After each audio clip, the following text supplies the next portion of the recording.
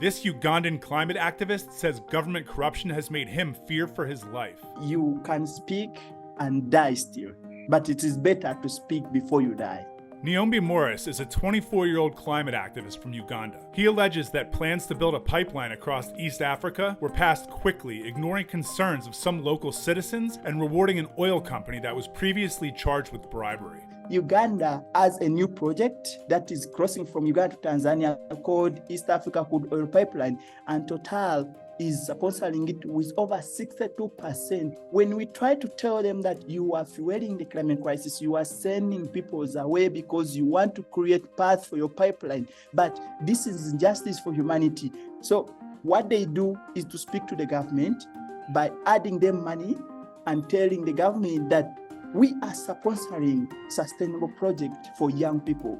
Why are they trying to challenge us? Officials in the country have come under fire for accepting bribes in the past. In 2021, a former Ugandan official was found guilty of taking a bribe from a hotel owner who was accused of sexual harassment. And in 2018, the then foreign minister was investigated after a Hong Kong official was found guilty of bribing him. Transparency International ranks Uganda fairly high on its Corruption Perceptions Index, which rates countries by their, quote, perceived levels of public sector corruption. And Morris says speaking out about the pipeline and the corruption he says surrounds it puts his life and the lives of other activists in danger. The more they fuel my government with money, with promises, my government, what they do is to turn against its fellow people. We had a demonstration in a school in March, and after that strike, they looked for me from all angles, and I had to hide away until I moved out of the country in June.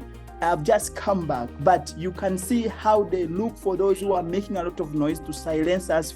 Whenever we try to speak, they look for those big heads who are speaking so much, and they silence you. They can either arrest you or kidnap you. So that is a challenge we have.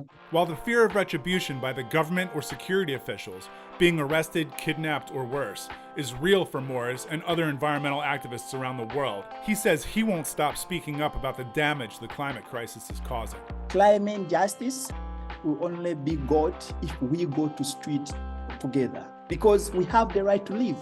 And if we can't get that right to live, we need to change the policy. We need to push so that leaders redefine the policy that can support sustainable development goals. And if they can't put that in plan and continue to push for rationalizing perpetrators' fake facts about climate change, then we have to occupy the politics. And if we occupy the politics, we will change the system. On the subject of occupying politics to change the system, Morris says there's a very specific reason why he can't do so in his own country until the political system changes to a more democratic form of government.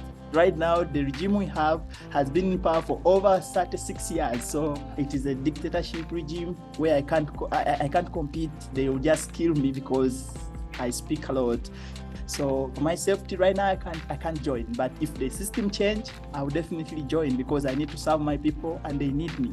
While Morris says he can't participate in the political system in his country, he makes it clear that people in the US, UK, and other Western countries should consider taking seats away from politicians who are failing to act on the climate crisis.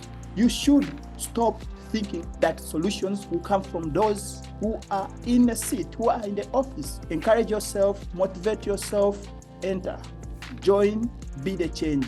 And the only way to push change is you have to be in the room with them. So occupy politics. NowThis Earth reached out to Total Energies for comment. Total Energies said it is, quote, doing everything it can to make it an exemplary project in terms of transparency, shared prosperity, economic and social progress, sustainable development, environmental accountability, and respect for human rights.